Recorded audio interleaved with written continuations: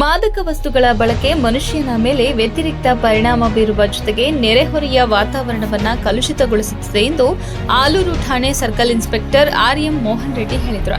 ಅವರು ಹಾಸನ ಜಿಲ್ಲಾ ಪೊಲೀಸ್ ಸಕಲೇಶಪುರ ಉಪವಿಭಾಗ ಆಲೂರು ಪೊಲೀಸ್ ಠಾಣೆ ವತಿಯಿಂದ ಆಲೂರು ಪಟ್ಟಣದಲ್ಲಿ ಅಂತಾರಾಷ್ಟ್ರೀಯ ಮಾದಕ ದ್ರವ್ಯ ವಿರೋಧಿ ದಿನಾಚರಣೆ ಜಾಗೃತಿ ಕಾರ್ಯಕ್ರಮದ ಪ್ರಯುಕ್ತ ಸರ್ಕಾರಿ ನೂತನ ಹಿರಿಯ ಪ್ರಾಥಮಿಕ ಶಾಲಾ ವಿದ್ಯಾರ್ಥಿಗಳೊಂದಿಗೆ ಪಟ್ಟಣದ ಮುಖ್ಯ ರಸ್ತೆಗಳಲ್ಲಿ ಪಥ ಸಂಚಲನ ಕೈಗೊಂಡು ಸಾರ್ವಜನಿಕರಲ್ಲಾಗುವ ದುಷ್ಪರಿಣಾಮದ ಬಗ್ಗೆ ಜಾಗೃತಿ ಮೂಡಿಸಿದರು.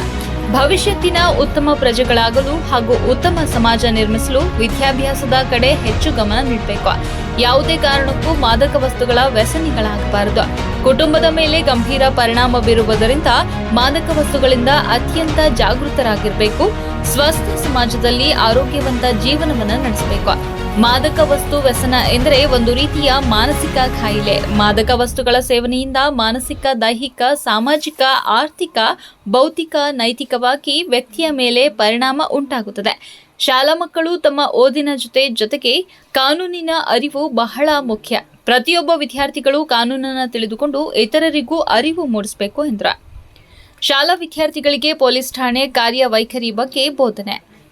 ಕಾರ್ಯಕ್ರಮದ ನಂತರ ಶಾಲಾ ವಿದ್ಯಾರ್ಥಿಗಳಿಗೆ ಪೊಲೀಸ್ ಠಾಣೆ ಕಾರ್ಯವೈಖರಿ ಬಗ್ಗೆ ತಿಳಿಸಿಕೊಡುವ ನಿಟ್ಟಿನಲ್ಲಿ ಶಾಲಾ ಮಕ್ಕಳನ್ನ ಠಾಣೆಗೆ ಕರೆಸಿಕೊಂಡು ಠಾಣೆಯಲ್ಲಿ ಪೊಲೀಸರ ಕಾರ್ಯವೈಖರಿ, ಮಕ್ಕಳ ಹಕ್ಕುಗಳು ರಕ್ಷಣೆ, ಪೋಕ್ಸೋ ಕಾಯ್ದೆ ಕುರಿತು ಅರಿವು ಮೂಡಿಸಲಾಯಿತು.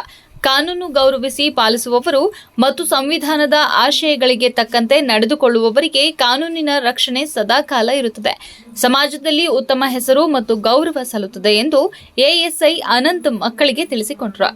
ಕಾರ್ಯಕ್ರಮದಲ್ಲಿ ಸಿಬ್ಬಂದಿಗಳಾದ ಪಿಎಸ್ಐ ನಾಗೇಶ್, ಎಎಸ್ಐ ಅನಂತ್, ಸರ್ಕಾರಿ ನೂತನ ಪ್ರಾಥಮಿಕ ಶಾಲಾ ಮುಖ್ಯ ಶಿಕ್ಷಕ ಭೂಪಾಲಯ್ಯ, ದೈಹಿಕ ಶಿಕ್ಷಕ ಪರಮೇಶ್, ಪೊಲೀಸ್ ಸಿಬ್ಬಂದಿಗಳಾದ ಶಿವಪ್ರಸಾದ್, ಅಭೀಬ್, ಮೋಹನ್ ಕುಮಾರ್, ಅಶೋಕ್, ಹರೀಶ್, ಸಂಗಮ್, ನಾಗೇಶ್ ಹಾಗೂ ಇತರರಿದ್ದರು.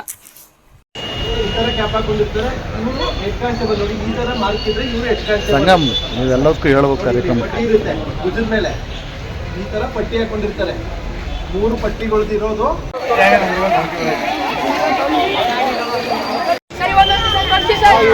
ಎಲ್ಲಾರ್ಗು ಸ್ಟೇಷನ್ ಅಂದ್ರೆ ಏನೇನು ಇರುತ್ತೆ ಎಲ್ಲಾನು ನಿಮ್ಗೆ ಹೇಳಿ, ಗೊತ್ತಿರೋರು ಹೇಳ್ಬೋದು. ತಂಬಾಕು, ಬೀಡಿ, ಸಿಗರೇಟು ಇವೆಲ್ಲ ಒಂದು ಅಂತ. ಇದನ್ನ ಇನ್ನೂ ಮೇಲ್ಮಟ್ಟಕ್ಕೆ ಹೋಗಿ ಡ್ರಗ್ಸ್ ಅಂತ ಹೇಳ್ತೀವಿ. ಅಂದರೆ ಗಾಂಜಾ ಇರ್ಬೋದು, ಅಫೀಮ್ ಇರ್ಬೋದು, ಇವೆಲ್ಲವೂ ಕೂಡ ಸೇವನೆ ಮಾಡಿದ್ರೆ ಅದು ಆರೋಗ್ಯಕ್ಕೆ ಹಾನಿಕರ. ಮತ್ತು ಅದನ್ನು ಮಾರಾಟ ಮಾಡೋದು, ಇಟ್ಕೊಳ್ಳೋದು, ಸೇವನೆ ಮಾಡೋದು ಕೂಡ ಕಾನೂನು ಪ್ರಕಾರ ಅಪರಾಧ. ಪೇಪರಲ್ಲೆಲ್ಲ ನೋಡ್ತಾ ಇರ್ತೀರಲ್ವಾ, ಡ್ರಗ್ಸ್ ಸೇವನೆ ಮಾಡಿ ವಿದ್ಯಾರ್ಥಿಗಳು, ಯುವಜನತೆ ಎಲ್ಲ ಹಾಳಾಗ್ತಾ ಇದ್ದಾರೆ. ಹಾಗೆ ಅವ್ರಿಗೆ ಯಾರು ಮಾರಾಟ ಮಾಡ್ತಾಯಿದ್ರು ಅವ್ರನ್ನೆಲ್ಲ ಜೈಲಿಗೆ ಹಾಕಿದ್ದಾರೆ. ಈ ಥರ ಎಲ್ಲ ಟಿ ವಿಲೆಲ್ಲ ನೋಡ್ತಾ ಇರ್ತೀರಲ್ವಾ, ಸಿನಿಮಾದಲ್ಲೂ ನೋಡ್ತಾ ಇರ್ತೀರ. ಅವರು ಡ್ರಗ್ಸ್ ಸೇವನೆ ಮಾಡೋದು, ಇಂಜೆಕ್ಷನ್ ತಗೊಳ್ಳೋದು, ಮಾತ್ರೆ ಥರ ಬರುತ್ತೆ, ಪುಡಿ, ಆ ಥರದ್ದೆಲ್ಲ ಸೇವನೆ ಮಾಡ್ತಾ ಇರ್ತಾರೆ. ಅದೇನು ಮಾಡುತ್ತೆ, ವ್ಯಕ್ತಿಯನ್ನು